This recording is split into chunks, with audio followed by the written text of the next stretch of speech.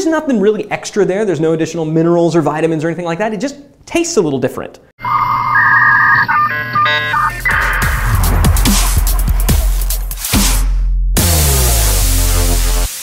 So what do you do if you want to start a business, or if you're already in a business and you look around and you go, oh no, somebody's already doing what I want to do?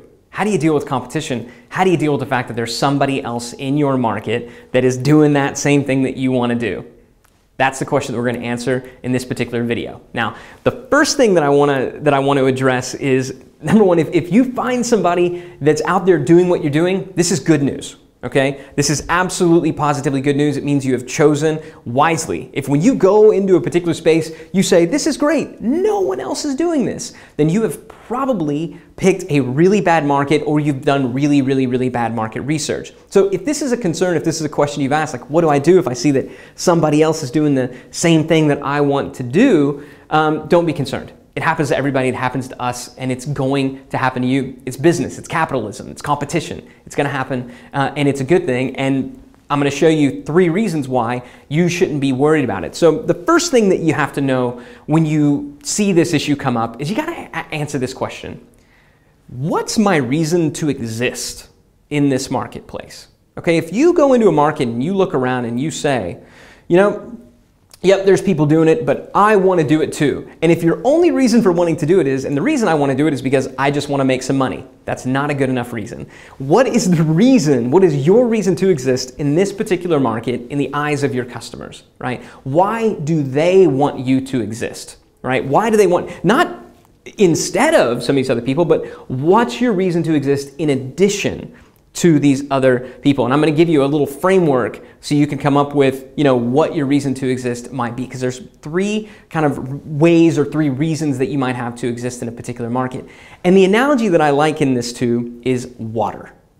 Water. It is the most abundant resource on planet Earth.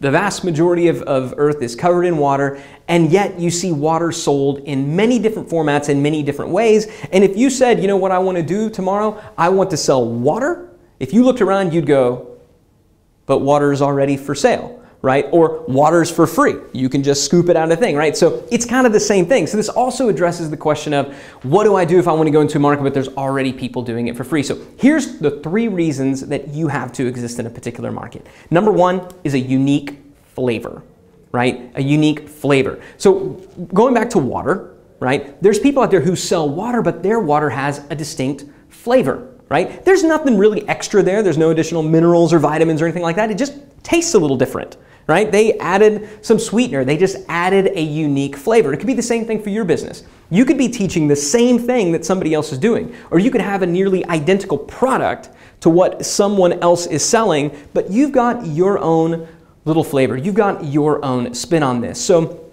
if you're a consultant or a service provider, maybe you have your unique opinion. You know, maybe you've got a very unique spin on things. Maybe you're very, you know, gruff and abrupt, and some people really appreciate that. Or maybe you're very kind and sweet and gentle, and some people really appreciate that. So not everybody's going to appeal to everybody. I know there's people that like me, and there's people that don't like me at all. And that's okay, because there's a lot of options out there. So what's your flavor? Think about it from a product perspective. There's lots of cars out there. 4 wheels, couple of doors, steering wheel, engine, takes you from point A to point B. But in these cars, even within the same classes of cars, you've got Subaru, which has its very, you know, unique, distinct flavor, and you're going to have Hyundai, which is going to have its, and Ford. The same basic thing, but they have their own flavor, okay? So what is your unique flavor? Do you bring a unique flavor to your particular product or service? The second way that you can add some uniqueness, and the second way that you can have a reason to exist, is with a unique additive. Okay, adding something in addition to that other people aren't doing. So do you have a special bag of tricks? Do you have something that you do that really nobody else is doing? You know, where it's truly unique. And it doesn't have to be that you're doing something and it's this completely and totally new product. You just might have a little feature that somebody else has. Right? So what's some little bag of tricks that you can deploy in a special way that other people aren't doing? Going back to the water analogy, I remember one time I was in Las Vegas, and I got a bottle of water from a store in one of the hotels, and it had a little twist cap on the top that when you twisted it, it crushed up some vitamins, and when you twisted it back the other way, the vitamins fell into the water, and you'd shake it up, and now you had this vitamin water, right? So they were literally adding a supplement. They were adding vitamins. That was their bag of tricks. You know, twist it, vitamins fell out. You buy any other water in there, they don't come with vitamins in the cap.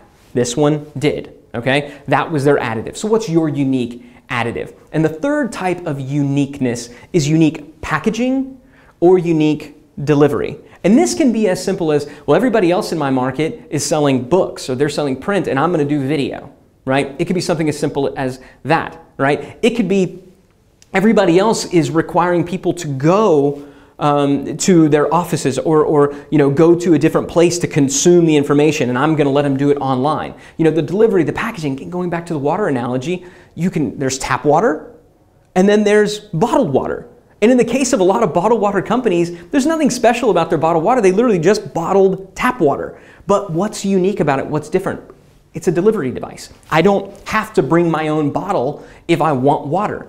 The bottle is included. So what's a unique delivery mechanism that you can bring that's another unique way to add value? So I just gave you 3 ways that you can add uniqueness to whatever it is. And if you can be unique in every single one of those ways, well, then you definitely have a reason to exist. But you now have 3 different categories where you can exist in a particular marketplace, even if somebody is doing what you're already doing, even if somebody's doing what you're already doing for free. At the end of the day, the only question that you have to be able to answer with an affirmative is, do I add value? At the end of the day, do I add value? Is the product or service that I'm selling, does it add value to people's lives? And if the answer to that question is yes, then you absolutely have a reason to exist. You just need to pick one of the 3 to pinpoint and say, okay, this is specifically why I exist. I hope you enjoyed this video. I hope that you no longer, you know, if you see somebody, you no longer fear competition, you no longer say, oh no, somebody else is doing this. I hope you now see that you do in fact have a reason to exist. If you liked this, if you found it helpful, if you had a little bit of a breakthrough, comment below, post below, tell me about it. Tell me what your reason to exist is. I'd really, really love to hear it. If you disagree with me completely, if you think that I'm a total idiot, you can tell me that as well. Let's just keep the conversation going, okay? So subscribe to our Facebook, subscribe to our YouTube channel, like us on Facebook, all that fun stuff. Let's keep the conversation going, and I'll see you in the next one.